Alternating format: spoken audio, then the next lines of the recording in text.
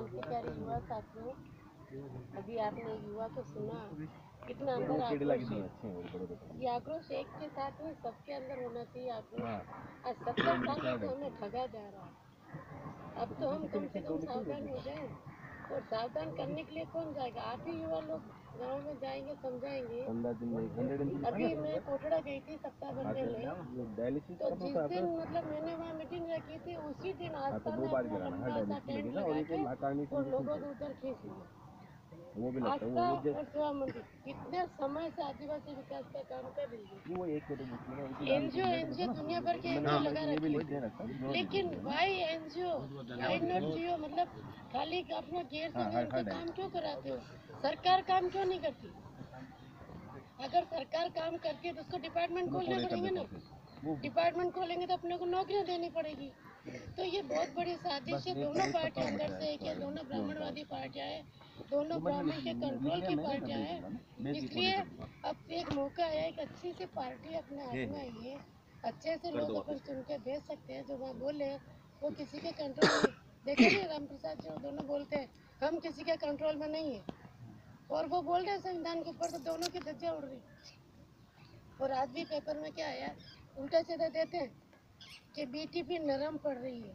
पढ़ा आपने पत्रिका है भास्कर में? बीटीपी नरम क्यों पड़ रही? अपनी मर्जी से कह रहे हो नरम पड़ रही। हम नरम पड़ने वाले नहीं है। हमारे वोटों की कीमत हमें अपने लोगों को समझाना है, और ये गांव-गांव से इनको एनजीओ को भगाना है। अभी 5 तारीख को आपने देखा नहीं, वो नंदवा ने कितने लोगों को भर के लिया है, और जब अपने लोग उठ के खड़े हुए अपने साथ आने के लिए, तो उनको आने नहीं दिया। मतलब एक भेड़ बकरियों को रखते हैं ना बाड़े में, वैसा उनको रख रखा है। खाली उनके वोट लो। अरे लीडरशिप को तुम्हारी क्यों स्वीकार करेंगे? लेकिन लीडरशिप आज तक वो लोग कर रहे हैं, और आज तक अपना खून चूस रहे हैं, क्योंकि हम अपने इतिहास को नहीं जानते। हम इस देश के मालिक हैं।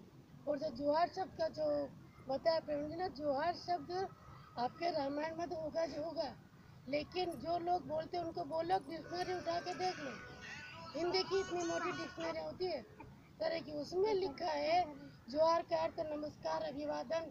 तो ये अपना, क्योंकि हम लोग नमस्कार शब्द ब्राह्मणी शब्द है, इसलिए हम लोग नहीं करते, लेकिन हमारे शब्द जोहार है। जोहार का मतलब एक दूसरे का, प्रकृति का अभिनंदन करना, ये मेन उसका रूप है।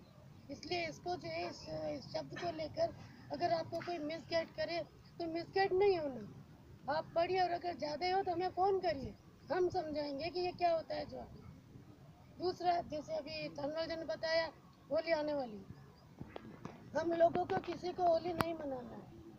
आपको पता है होली का हमारी पुरखा थी, हमारी महिला थी, हमारे से वो अच्छा काम करती थी। वो जैसे थे 3 गुंडे बदमाश जो भी करते हैं ना, होली के दूसरे दिन यही गुंडे बदमाश उसके पीछे पड़े, वो जा रही थी, बहुत डिटेल कहानी है। तो इन लोगों ने मारा, और मार के बस उसको फेंकने के लिए ये लोग ये लकड़ियाँ ले जाते हैं, क्या करते? ये लोग हर कहीं से उठा के किसका दरवाजा तोड़ रहे। रात को क्या करते? लकड़ियाँ मिले नहीं मिले, दरवाजा तोड़ो वो तोड़ो, तो तुरंत उसको जलाने के लिए इन्होंने ऐसा कुछ किया जो ये गुंडे बदमाश लोग आज भी कर रहे हैं। फिर राख का क्या होता है, जब दूसरे दिन राख होती है, तो राख में जो उसके पति जिसके शादी होने वाली थी, वो आके राख के ऊपर गिरता है, तो उससे जो राख उठती है, वो राख वो अपने शरीर पर लपेटता है, तो वो दुखी होता है, दुखी होकर लपेटता है। लेकिन आज इन लोगों ने उसको रंग बिरंगे गुलाल खिला के खुशी के रूप में मनाते हैं। ये चीज कौन विरोध करेगा भाई? भुला दिया ना। ये हमारी माँ थी, हमारी पुरखा थी। हम लोगों को जहाँ भी अगर नहीं जानते हो तो आज से जान जाओ, होलिका को जहीं जलाते हैं, हमारी माँ बहन को जलाने से हम लोग कुछ नहीं होते, लेकिन क्योंकि कलम इनके पास थी, इन्होंने मर्जी हो जो लिख दिया। अब आपके पास कलम है भाई, आप भी पढ़ो, लिखो, रिसर्च करो। देखा नहीं, मैंने किताब लिख दी थी, महाराणा प्रताप वीर थे, जो आज तक लोग पीछे पड़े हुए हैं। कैसे लिख दिया? मर्डर करेंगे, घर में आके करेंगे, करो तो सही। तुम लोग कोर्ट चले जाओ ना, सीधी सी बात, वहाँ जाके सिद्ध कर दो राजपूत और मैं सिद्ध करूँगी, डील है, बात खत्म ना। लेकिन वहाँ ये किसी हालत में जीत नहीं सकते, क्योंकि ये लाइब्रेरी सामने, आज से नहीं, ये दरबार के टाइम की पुरानी लाइब्रेरी, उसमें कम से कम 3-4 लाख किताबें, और यहाँ से आके मैं किताबें ले जाती हूँ, इशू करके ले जाती हूँ, और वो ले जाके पढ़ के उसकी फ़ोटो कॉपी कराती हूँ, रिसर्च करती हूँ, तब जाके प्रमाण सहित लिखती हूँ, नहीं तो ये लोग जीने थे। इसलिए आज दुनिया भर का अपना इतिहास बाकी है, आप लोग उसको पढ़े लिखे। और अभी हमारे सामने सबसे बड़ी बात तो चुनाव की आ रही है। देखिए, हम किसी भी तरह से यहाँ से हमें अपना MP निकाल के भेजना है। अभी दिल्ली में 131 गधे बैठे हैं ना, कोई नहीं बोल रहा। गधे हैं, गूंगे हैं, बहरे हैं, कठपुतलियाँ हैं, गुलाम है। आज 10 पॉइंट इनको दे दिया, 10%। जिन्होंने एक भी पत्थर नहीं खाया, एक भी लाठी नहीं खाई, उनको आराम से आरक्षण मिल गया। हम लोग सदियों से लड़ रहे हैं, हमारा आरक्षण अभी तक पूरा नहीं हुआ। 16-12 कहाँ है? 4%, 5% वो हमारा आरक्षण है। 13 पॉइंट रोस्टर लागू कर दिया। मतलब आपके डिपार्टमेंट में जब तक 14 पोस्टर नहीं निकलेगी, आपका नंबर आ ही नहीं सकता। पहले 200 पॉइंट रोस्टर था, तो ये सब हो रहा है। और वो राष्ट्रपति गधा वो भी बैठा है। मैंने तो पेपर में लिखित में दिया, तुम्हें मेरे ऊपर लगाना हो तो लगाओ, जो भी केस लगाओ, लेकिन अगर वो गधा नहीं होता तो इन बिल को वापस लौटा देता है। एक बार चाहे दोनों संसद से आ गए, लेकिन राष्ट्रपति के पास पावर होता है कि वो उस बिल को वापस लौटा दे। लेकिन उस गधे ने भी साइन कर दिया, पास कर दिया, क्योंकि वो इनकी मेहरबानी से बना हुआ है। अब आपसे इतने गांव से जो आए हैं या अपने भाई लोग रिश्तेदार है, जो भी है, अपने गांव में RSS का पांव जमा हुआ है। अभी भी मैंने भाई से भी बात की थी, प्रवीण भाई से। बांसवाड़ा और डूंगरपुर हमारा इतना अच्छा काम चल रहा है, उसके बावजूद उन लोगों ने गोविंद गुरु के उसके नाम पर समरसता का पथ संचलन किया है। मतलब 2000 लोग वहाँ इकट्ठे हो गए। आज हमारी सबकी ड्यूटी बनती है कि किसी भी गांव में RSS की शाखा नहीं लगे। मैं पोरबंदर गई थी कई साल, 7-8 साल पहले। वहाँ एक सभा हो रही थी, अपनी सभा के पास ही उनका टेंट लगा हुआ था नेगरियों का।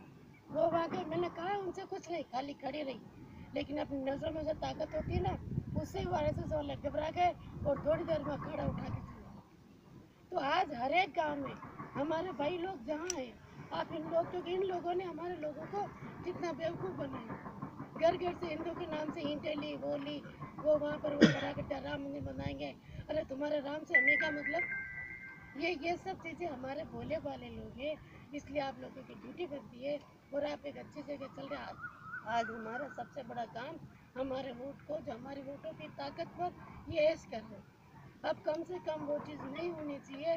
हमारे वोटों की ताकत हमारे आदमी आनी चाहिए, और हम अगर ऐसे लोगों को भेजेंगे दिल्ली में तो वो बोलेंगे, वहाँ दहाड़ेंगे। राजस्थान में भेजा आपने तो दोनों दहाड़ रहे हैं ना, दोनों पार्टियों की दस्तक लग रही है। आज भी पेपर में अपने मर्जी से देते हैं। BTP तो नरम पड़ रही, कैसे पड़ रही नरम? क्या देखा तुमने? बताओ हमें, तुमने BTP में क्या देखा नरम पड़ रही? कैसे लिख दिया तुमने? तो ये चीज़ क्या है? ये घबरा उनके भी पीछे पड़ जाओ।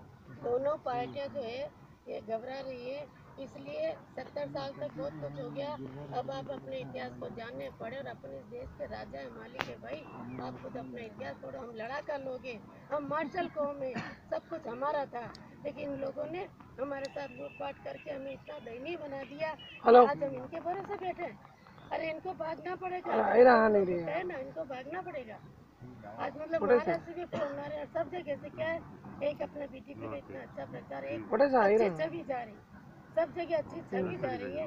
उस छवि को हम बना के रखे, और तन मन धन, जैसे आप प्रवीण भाई बोल रहे हैं मक्खी बेच कर, मक्खी क्या बेचे, हमें तो दिन रात दौड़ना पड़ेगा, जो भी होगा। लेकिन एक बार अगर हमारा बंदा पहुंचा है ना वहाँ पर, तो हमारे अधिकारों के लिए बोलेगा।